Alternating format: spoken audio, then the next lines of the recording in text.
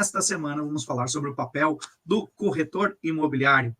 Aí eu pergunto para vocês, será que o corretor de imóveis, esse sujeito que nos leva para conhecer os imóveis, conhecer os empreendimentos, nos manda mensagem, nos telefona, né, busca sempre fazer aquelas aproximações comerciais, será que ele tem algum tipo de responsabilidade em relação ao negócio imobiliário que vai ser realizado?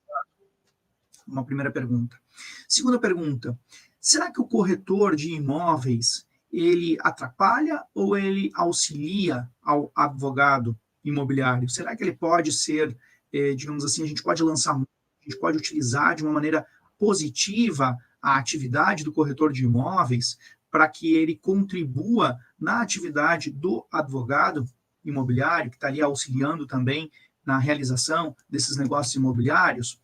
Ou será que o corretor de imóveis ele é só uma figura, né, mais como tipo um simples vendedor, embora eu não goste de usar essa expressão, porque com uma experiência de vida aprendi que a atividade mais importante de todo e qualquer empreendimento é a venda, né?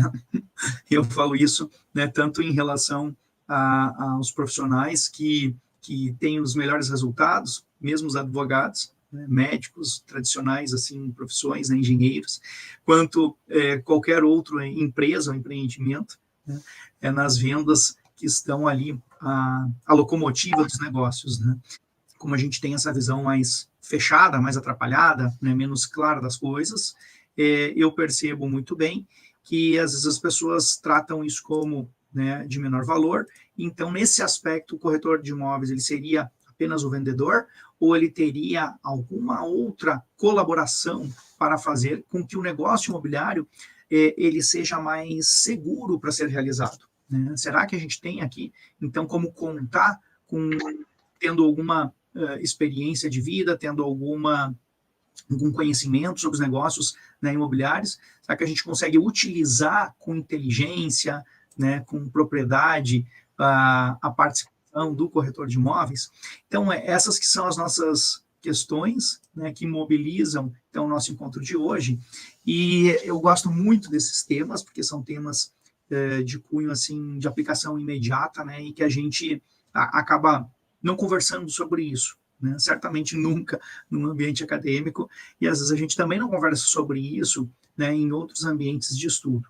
Então, eu gosto de trazer esse tema, né, esse tipo de tema, né, do que está acontecendo na vida real, porque isso é que vai fazer com que a gente aprimore e aperfeiçoe a nossa atividade, certo? Então, dito isso, temos a responsabilidade do corretor de imóveis muito bem definida, né, no Código Civil. Então, vejam, né, que a aproximação que o corretor de imóveis faz de uma pessoa a um empreendimento, ela não é tão, tão assim, simples, no sentido de ausente de maiores responsabilidades, como seria assim, um vendedor de loja, né? Então, vamos imaginar ali que eu fui aproximado a um tênis, né, fui lá, experimentei o tênis, o vendedor me convenceu que o tênis preto era o melhor, né, depois eu me arrependi, ou aconteceu alguma coisa, ou o vendedor me disse algo, esse tênis é para corrida, não, no fim era para caminhada, né? Então, quer dizer, existe alguma falha na informação ali que vai gerar, né, uma repercussão, né, de direito do consumidor, com certeza. Mas no corretor de imóveis, essa responsabilização, ela ainda vem também, né, transmitida não só por meio ali das regras básicas do Código do Consumidor, mas pelo contrato de corretagem, né, que é previsto lá no artigo 722 do Código Civil. E ele diz assim, ó, pessoal, pelo contrato de corretagem, uma pessoa não ligada a outra, em virtude de mandato, de prestação de serviço ou por qualquer relação de dependência, obriga-se a obter para a segunda um ou mais negócios, conforme as instruções recebidas. Então, o corretor não tem relação nenhuma contigo, não tem nenhum tipo de vínculo, de contrato, de nada, né? Mas ele acaba tendo a incumbência de nos trazer negócios. Esse é o cara da corretagem, do contrato de corretagem. E no 723 é que inicia, então, essa previsão da responsabilidade dele. O corretor ele é obrigado a executar a mediação com diligência e prudência. Então, claro que a gente às vezes vê um profissional muito afobado, né, tentando fechar um negócio, porque ele só recebe, ele não recebe salário no final do mês, ele recebe a comissão de corretagem. Então, ele tem muito interesse no fechamento do negócio.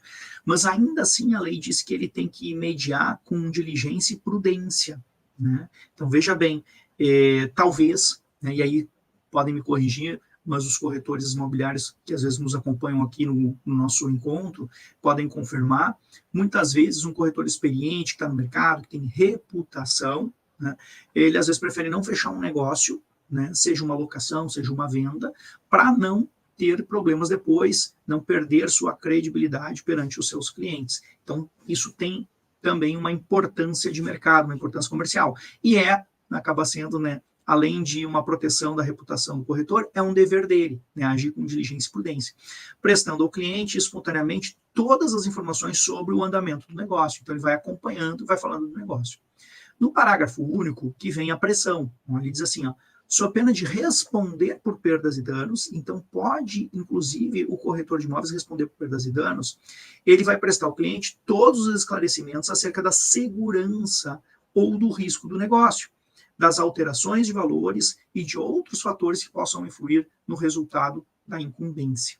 Então, dito isso, meus amigos, né, eu começo já que existe, então, essa responsabilização, eu começo a propor para vocês uma forma de pensar, né, uma reflexão que diz o seguinte: se o corretor ele tem essa responsabilização, como é que o advogado hábil, né, pode utilizar esse importante player, esse importante ator, né, dos negócios imobiliários a favor da segurança dos negócios?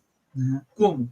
Como é que o advogado imobiliário pode utilizar, né, esse ator, né, como algo a colaborar com a segurança dos negócios?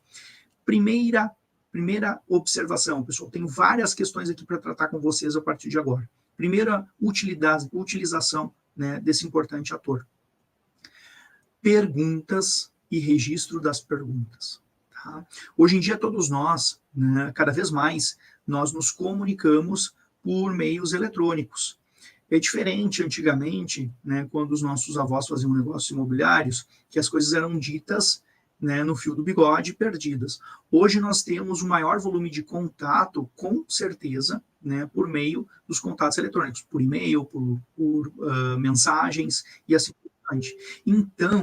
Então isso significa que quanto mais perguntas, mais questionamentos forem realizados ao corretor de imóveis, mais protegida vai estar esta negociação e mais envolvido o profissional estará na questão da diligência e da prudência. Às vezes, algumas perguntas podem fazer com que ele saia da sua zona de conforto e tenha que fazer algumas averiguações, né, que o colocam em desconforto. E aí isso pode alterar o seu ânimo no fechamento do negócio, pensando justamente em dar segurança para a pessoa. Né? Então, vou dar um exemplo para vocês bem trivial que eu vi esses tempos, né, na atividade da corretagem de locação. Tá? Primeiro, eu queria dizer para vocês o seguinte: o corretor ele sempre está inserido em um ambiente, né, no sentido territorial. Tá?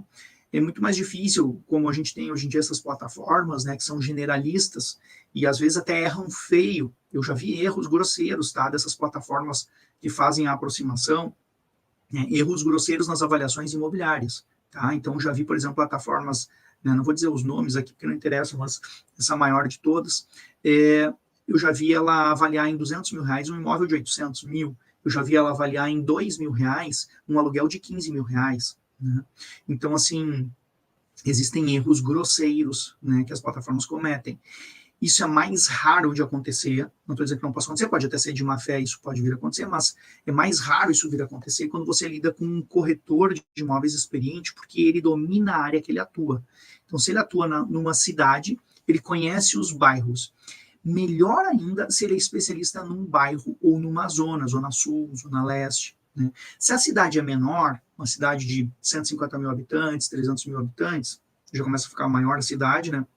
Mas menor do que um grande centro, como uma capital, o corretor ele tem propriedade de falar sobre essa cidade. Se você gostar muito dele e quiser utilizá-lo para cidades vizinhas, você vai perceber que vai empobrecendo a sua atividade. vai empobrecendo não a atividade, vai empobrecendo as suas informações. As informações vão empobrecendo. Por quê? Porque não é o campo de atuação dele. Se eu percebo isso, amigos, isso significa que as informações que eu posso obter como advogado, né, e nós como advogados, nós não temos esse território delimitado. A gente pode trabalhar no Brasil inteiro. Então, passa a ser esse ator um colaborador muito importante para a nossa atividade. Então, vamos dizer lá que eu fui chamado, né, para fazer a avaliação do negócio imobiliário no Rio de Janeiro. Eu não domino os negócios, os imóveis, como é que está o mercado, preços, importância, pessoas envolvidas, eu não domino nada disso. Mas um bom corretor de imóveis, ele vai suprir para mim essa parte do entorno do negócio, que é muito importante, né? Você sabe que eu tenho sempre insistido com vocês que esse papo de contratar o advogado para olhar o contrato, ou dar uma olhadinha no contrato, isso assim, quase que não vale nada. Vale alguma coisa, né? Porque existem contratos tão ruins que até em tese, sem conhecer o negócio, você consegue melhorá-lo. Mas na verdade, pessoal, a riqueza do trabalho do advogado vai estar em ele compreender o negócio que está sendo realizado. Tá? E vocês não sabem como é comum as pessoas, sequer a pessoa que está fazendo o negócio, saber o negócio que ela está fazendo. Tá? Isso é muito, muito comum. Então, o corretor ele vai entrar, ele vai ocupar esse espaço para nós. Né? Tanto o corretor, quanto às vezes o avaliador também. Tá? O avaliador também. Às vezes o avaliador profissional, ele também vai nos dar informações muito relevantes. Tá? Eu vou dar outro exemplo para vocês. Né? Eu estava acompanhando esses tempos um negócio imobiliário que acabou não sendo fechado, né? Porque a pessoa estava adquirindo o imóvel por indicação de um namorado, alguma coisa assim, que ela nem era da cidade, era para investir, né, na cidade essa onde o namorado dominava. E aí ele, então, muito entusiasmado, indicou aquele apartamento, sem entender nada da área imobiliária. Né? E aí foi encaminhado para avaliação, né, porque iria se utilizar crédito para a compra desse imóvel. E como o avaliador era de confiança, né, era de confiança, né, nossa confiança, ele acabou trazendo informações relevantes, né, a respeito do entorno. O imóvel, a unidade, o apartamento era bom em si, em tese, teoricamente.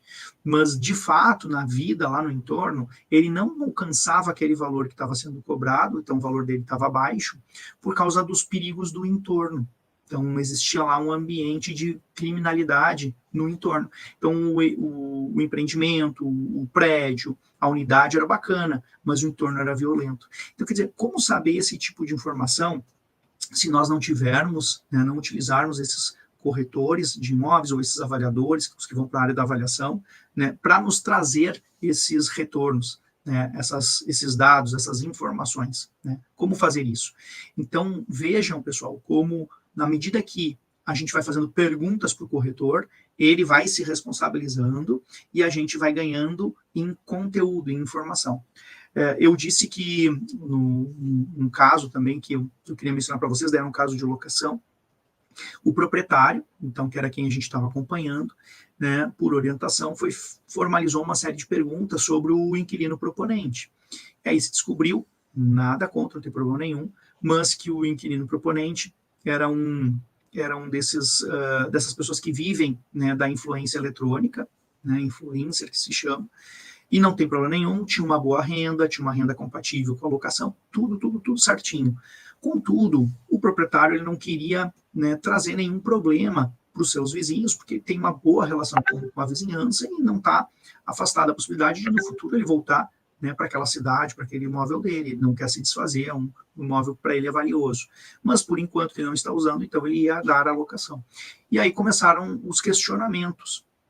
Mas essa pessoa, como é que ela é no seu cotidiano e tal? E aí o corretor começou a ter que ir atrás e buscar informações, até que ele descobriu, né, que o ramo dessa pessoa, né, desse inquilino, era um ramo muito voltado para farra, festa, bebida, álcool, e é com isso que ele fazia, né, a fama dele e os recursos dele. Tudo bem, cada um faz o que quiser da vida, mas para o proprietário não interessou. Né? O proprietário disse, olha, e como é que vai ser na vida dele aqui? Né, pessoal, no seu cotidiano com os vizinhos, vai ser o que ele faz lá na frente das telas, aí, segundo o corretor, né, teria sido dito que não, que uma coisa era o papel que essas pessoas fazem, né, e eu acredito nisso realmente, né, uma coisa é o personagem que elas interpretam lá no Instagram, no Facebook, no TikTok, sei lá o que for, e outra coisa é a pessoa, às vezes na vida real, ela é uma pessoa normal, tranquila, né, não tem nada daquelas alegorias, daquelas maluquices. Mas ainda assim, o corretor disse que não se sentiu confortável, né, por algumas questões que ele começou a buscar. E aí ele mesmo acabou dizendo, vamos procurar uma outra alternativa. Então, estou dando esse exemplo para vocês, para verem como o cliente bem orientado para fazer as perguntas certas, ele começa a trazer o corretor de imóveis, que é a pessoa que está nos prestando as informações, nos aproximando dos negócios imobiliários, para dentro do jogo. E quando ele é trazido para dentro do jogo, quando ele é chamado à prudência, como diz a lei, a tendência é que o bom profissional seja prudente, né? E ele acabe tentando se afastar, né, daquelas situações que são situações de risco desagradáveis, ele começa a se dar conta, quando ele é experiente, que depois isso pode dar dor de cabeça maior do que a comissão ali que ele está buscando, certo? Então, vou dar alguns exemplos para vocês, pessoal, de perguntas que a gente pode formalizar, né? O corretor de imóveis não estou esgotando aqui, né, as perguntas, mas só para vocês terem algumas coisas assim que ele pode nos ajudar, tanto na parte comercial, quanto na parte também dessa análise do contexto, né, do contexto de risco do negócio, ou com quem eu estou fazendo o negócio, né? Imagina na compra de um imóvel, né, também, como ele não pode nos indicar e nos dar informações sobre coisas que o vendedor ou que o comprador disse para ele, que deixem ele se sentindo seguro ou inseguro para fazer essa aproximação, tá? Então, olha que bacana isso, né? Vamos lá. Perguntas relacionadas ao negócio, tá? Que a gente pode utilizar o corretor. As formas de pagamento, né? Então, puxa vida, quantas vezes já me aconteceu de perder um tempo desenvolvendo um contrato, alguma coisa assim, quando eu era mais inexperiente, e daqui a pouco analisando, daqui a pouco não há nenhum fechamento comercial do negócio. Então, esse negócio tem que estar bem redondinho comercialmente, né? Então, uma das primeiras coisas que a gente tem que utilizar o corretor não adianta pegar e fechar um negócio, tá vendido o apartamento por 500 mil. Não, peraí, como ele vai ser pago, né? Então, as formas de se pagar, elas não podem vir como uma surpresa posterior, então o negócio não está fechado. Imagina tu pegar um sinal do negócio e depois ir negociar as formas de pagamento. Isso dá muito problema, tá?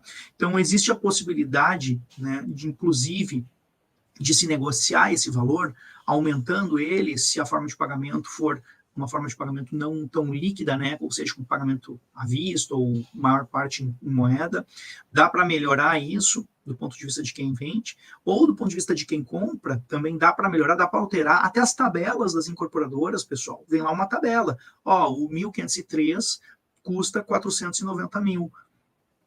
Tá, mas será que dá para negociar? E vem todo desenhado a forma de pagamento, né? 10% de entrada, parcelas baixas de R$1.000, tudo, absolutamente tudo. Não é que nem comprar um telefone, né? Absolutamente tudo pode ser negociado.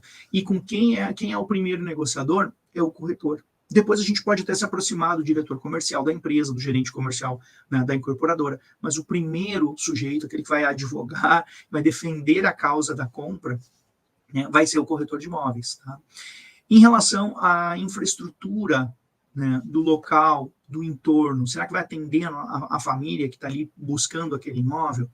Será que a pessoa se deu conta, né, que ela pode questionar o que tem ali perto? Essa cidade, às vezes, para a qual a pessoa está indo, tem hospital, tem saúde, tem colégio, onde que vai ser, como é que vai ser essa infraestrutura desse local? Mas isso aí é mais para a zona rural, ou você está numa cidade bem urbana, né, mas tu está muito distante de onde tu vai poder ter acesso a comércio, não tem mercado. Essas informações todas a gente pode buscar. Claro que depois a pessoa deve conferir, mas o primeiro hub de informações de conteúdo é o corretor de imóveis. Veja que eu estou falando aqui de coisas muito gerais, né, e que são definitivas para um fechamento feliz, né, de um determinado negócio imobiliário. Eu me lembro muito bem quando eu comprei um imóvel para fins de investimento, era uma cidade que eu acreditava, e eu nem tive na época, assim, trabalhando que nem um maluco, né, não tive essa preocupação, fui negligente, né, não tive essa preocupação de fazer essa verificação, e depois eu fui surpreendido com uma localização que era melhor do que eu imaginava. Né? Por quê? Porque eu descobri que tinham muita infraestrutura no entorno daquele local. Inicialmente era uma rua que eu achei fraca, inicialmente era um empreendimento que eu achei que era comum, no fim o empreendimento ficou bem entregue, bonito, e o entorno cresceu muito, se desenvolveu, um entorno muito, muito bacana. Então tu vê só, né, ali, claro, um mau exemplo de que negligenciou essa verificação, às vezes a gente não tem a maturidade para fazer isso, né, mas com o tempo tu vai pegando maturidade, e aí hoje em dia eu vejo, né, com que sorte, ou que ótimo, né, que isso foi. Claro que a cidade foi bem escolhida, mas, né, no entorno foi surpreendente positivamente. Mas isso também poderia ser para o outro lado, né, poderia ter acontecido o entorno ser negativo, né. Então, aqui o trabalho do corretor de imóveis é fantástico, tá. Eu me lembro que na época o corretor ele destacava bastante isso, mas não fazia tanto sentido para mim, não era a minha grande preocupação, né. Depois, com o uso, conhecimento, né, eu fui me dando conta de que era muito melhor, né, do que eu imaginava, a importância daquelas coisas, tá? Outra questão, pessoal, também, né, um outro negócio imobiliário que eu acompanhei, o pessoal muito entusiasmado com um empreendimento lindo que foi entregue, né, novo, e o cliente estava muito feliz, né, de poder adquirir aquele empreendimento, um empreendimento bacana, bastante infraestrutura, tudo legal, localização, cidade, tudo perfeito. No entanto, conversando com o corretor de imóveis, nós descobrimos que o ambiente de vizinhança era belicoso, era terrivelmente belicoso, um ambiente de guerra, né, um ambiente de desconfiança. Então, um prédio de bom nível, infraestrutura legal, um bom imóvel, mas já tinham problemas de relacionamento, né, muito, muito graves, questionamentos sobre prestação de contas de síndico, né, o síndico que dominava até então ali aquele ambiente, né, tinha feito gastos que as pessoas ficaram muito irritadas, como, por exemplo, gastar 50 mil reais para botar um quadro no hall, tá? Estou dizendo para vocês verem o absurdo que as coisas podem ter, podem ocorrer, né? E isso, né, às vezes a gente pensa, a vizinhança, não me envolvo muito no condomínio, eu sou mais quieto, eu sou da paz, eu não tenho problemas, nunca tive problemas. Mas se você entra num condomínio que tem lá, né, Grêmio versus Inter, tá? Um Fla-Flu pesado, né? Nós temos daí sim, né, um Grenal, um Fla-Flu, a gente tem sim, né, um risco de, inclusive, ter problemas maiores. Tá? Recentemente, um cliente nosso adquiriu um imóvel, uma compra fantástica, foi complexo o negócio, mas foi um bom negócio imobiliário, né? Um imóvel muito valioso, por um valor bem abaixo, mas depois, passados 2 anos, né, ele está muito aborrecido por causa do ambiente de vizinhança, né, e vai acabar tendo que fazer a venda. Por sorte, um imóvel valioso. Mas veja como é importante isso, né, principalmente para as pessoas que estão realmente pensando em adquirir, né, ter essas informações, e essas informações podem aparecer, né, com o corretor. O corretor pode até, às vezes ele pode até mentir, né, mas o retorno do olhar, do tipo de resposta, ele vai acabar te entregando que existe algum problema naquele local, porque essas informações vêm para quem trabalha na região, né, quem é da área, essas informações vêm, tá? Ele pode pensar o seguinte, não vou sacanear, o cara está sendo tão correto me perguntando, né, eu vou dizer, tem outros, vamos procurar outro, né, porque ele vê que tem um cliente potencial, não vai querer se queimar por conta disso, tá? Agora, se você não perguntar nada, o corretor vai falar do imóvel e vai se sentir moralmente tranquilo, porque ele falou do imóvel, ninguém perguntou se tinha ou não briga de vizinhos, né? Às vezes até vizinhos agressivos, viu, pessoal, que geram problemas bem complexos, né?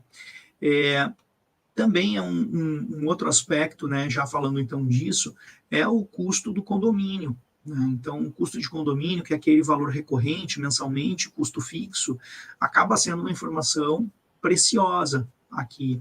Acho que pouca gente vai se esquecer disso, mas eu já vi pessoas imaturas, tá, procurando imóveis e que às vezes não se ocupam dessas informações, né? E também já vi condomínios muito legais, às vezes, né, até com imóveis melhores do que outros, e aí tu vai e observa e diz, por que está vazio esse condomínio, né? Quando você vai ver, né, o IPTU e o condomínio, o custo de condomínio, o custo de IPTU daquele imóvel é muito elevado. Eu me lembro de um imóvel que era mais ou menos o dobro do tamanho da média dos imóveis, né, daquela cidade que a gente estava examinando. Ele era o dobro do tamanho, acho que era quase 4 vezes maior, tá? E ele era muito bonito, e o preço dele era inferior na proporção em relação aos demais. E aí, no primeiro momento, a gente não entendeu, e eu fiquei preocupado com isso. A gente foi buscar informações e descobrimos que o IPTU daquele local, daquele empreendimento, era de 40 mil reais por ano. IPTU altíssimo, né? Então, caríssimo mesmo. E acaba que, e também o condomínio já estava, na época, beirando os 4 mil reais. Então, olha o custo que essa pessoa assume. Então, puxa, o imóvel tinha um valor bem mais baixo mesmo em relação à sua qualidade, tá?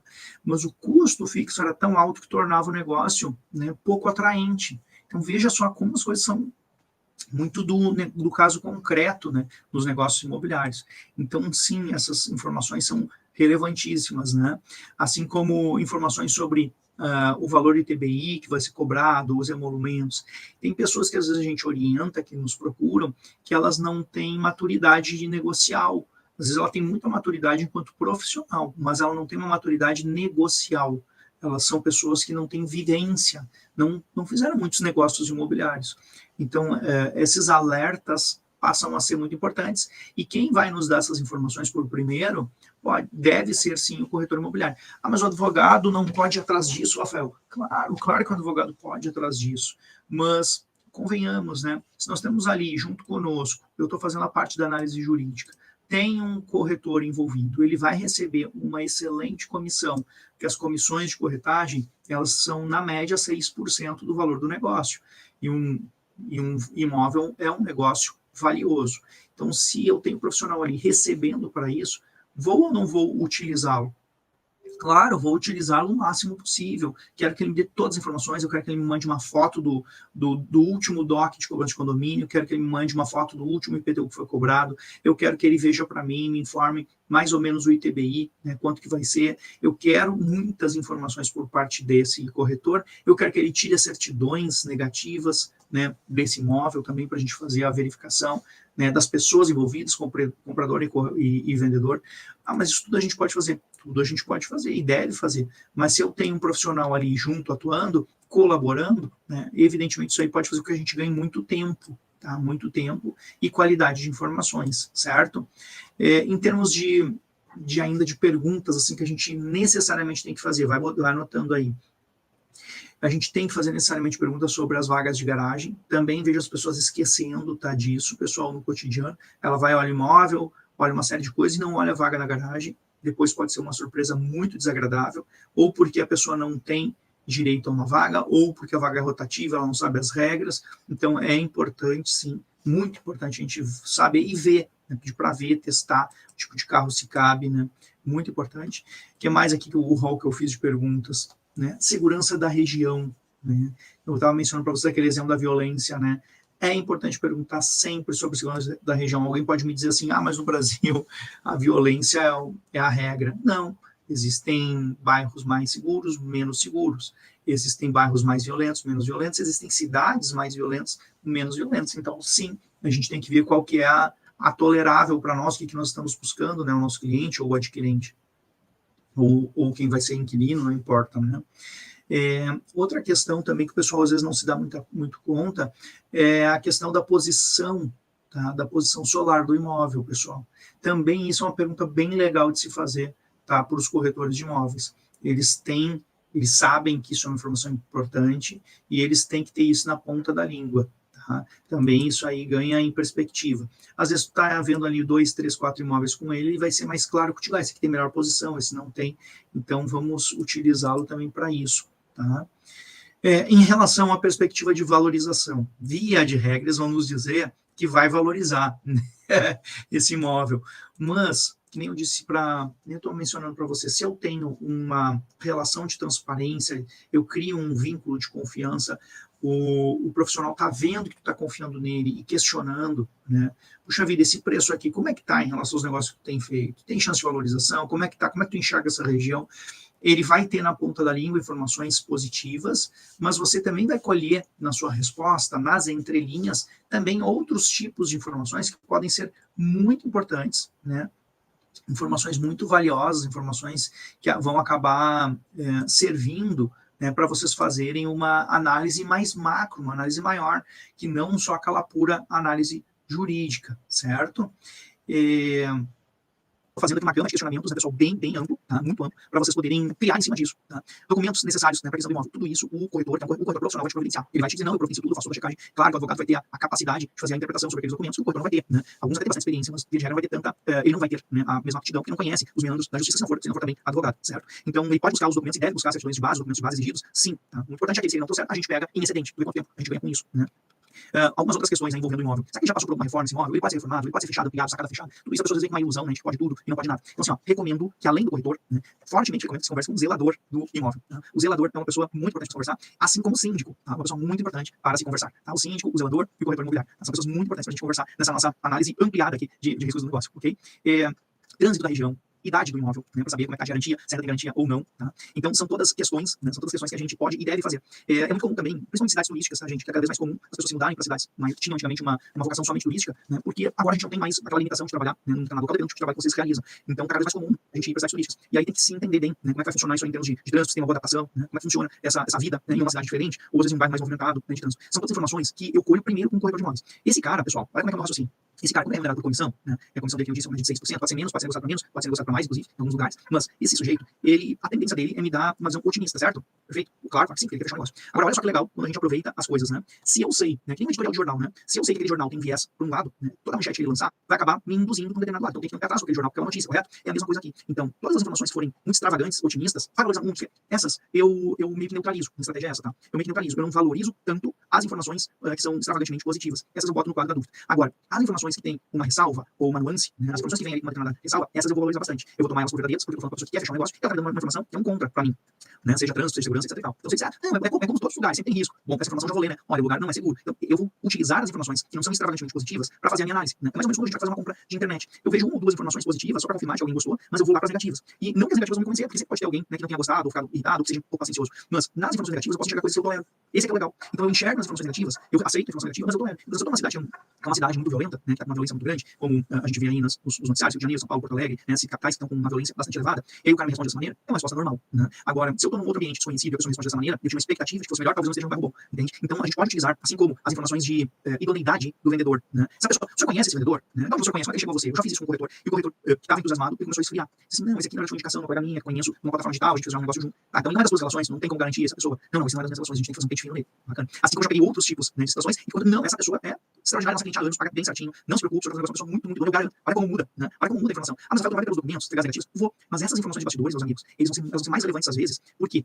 Porque em determinadas certidões pode surgir uma outra certidão positiva de menor importância. Se essa certidão positiva de menor importância, por exemplo, o sujeito que esqueceu algum compromisso, mas nem sabia, né? Essas coisas de consumidor de massa, aí às vezes a cobrança não vem a tempo e tal. Então isso aí passa a ser uma coisa de menor valor, aí tá pontualmente no Serasa aqui. Não é relevante, entendeu? Dá pra fechar um negócio. Diferente da uma pessoa que o corretor não conhece e já tá no Serasa por pouco valor.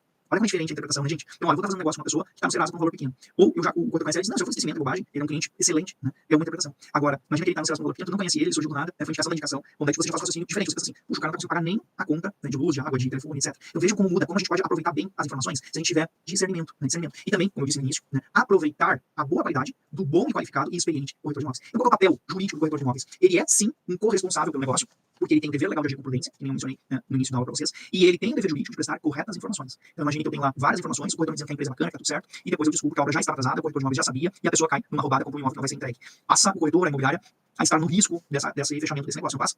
Pois é, diferente existem momentos, né, no empreendimento, um momento em que a empresa está sólida, está trabalhando bem, e daqui a pouco a empresa passa a não estar sólida. E aí, para ganhar comissão, o corretor continua vendendo, porque essa empresa não sólida, ele tira do portfólio dele. Né? E quem já comprou na época das vacas gordas, tudo bem, né? São riscos que acontecem no mercado. Agora, e o corretor aquele ambicioso, né, que convenceu a pessoa a comprar, às vezes o imóvel baixou horrores, né? Vou tirar 500 mil, estão vendendo a 250 mil, coisa louca, mas na verdade eles não estão mais entregando a obra está parando. Né? Imagina você enganar uma pessoa dessa maneira. Esse aspecto da falta de prudência é que coloca o corretor ao lado da corresponsabilidade. Então, qual é o papel jurídico do corretor de imóveis? Eu resumir em uma frase: ser transparente e útil na prestação das informações para o fechamento do negócio imobiliário. Bacana, pessoal. É interessante, né, a gente fazer essa avaliação, e eu sempre digo para os colegas que eu gosto muito de trabalhar com assistentes, né? A gente trabalha com assistente técnico nos processos, e na vida real também a gente vai ter a assistência de bons profissionais, né, variando na corretagem e assim por diante, certo? Espero que vocês tenham curtido aí trocar essas ideias, né, sobre esse tema que não é tão comum, né, e fico aí aberto para perguntas e sugestões aí de outros temas. Muito bom, professor.